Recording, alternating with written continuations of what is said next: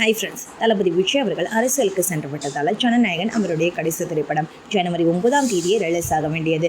ஆனால் ரிலீஸுக்கு சில நாட்களுக்கு முன்னாடி மறுதணிக்கை செய்ய வேண்டும் அப்படின்ட்டு தணிக்கை வாரியம் சொன்னதால் தயாரிப்பாளர் நீதிமன்றத்தில் வழக்கமே போட்டார். ஆனால் ஒரு மாதத்திற்கு மேலாகியுமே வழக்கு தீர்வு எட்டப்படலை.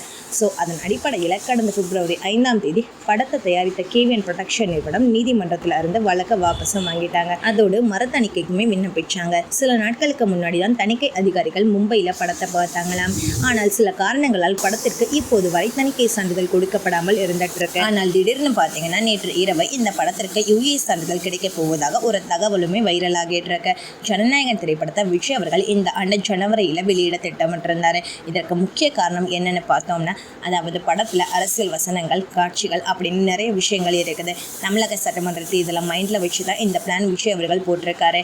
ஆகையால் இந்த படத்திற்கு தற்போது சென்சார் சர்டிஃபிகேட் வழங்கிவிட்டால் கண்டிப்பாக தமிழக சட்டமன்ற தேர்தலுக்கு முன்பாகவே இந்த படம் ரிலீஸ் ஆக அதிக வாய்ப்பு உள்ளதாகவும் சொல்லப்படுது. ஆகையால் தளபதி ரசிகர்கள் தற்பொழுது மகிழ்ச்சியிலுமே இருக்காங்க. எப்பொழுது படக்குழு சென்சார் சர்டிஃபிகேட் கொடுத்து படத்தை ரிலீஸ் பண்ணுவாங்க அப்படின்னு ரசிகர்களும் ஆவலுடன் காத்துக்கிட்டு இருக்காங்க. ஜனநாயகன் திரைப்படத்தை ஃபர்ஸ்ட் டே ஃபர்ஸ்ட் ஷோ யார் பார்க்க ரொம்ப ஆர்வமாக இருக்கீங்க அப்படின்னு கமெண்ட்ஸில் சொல்லுங்கள்.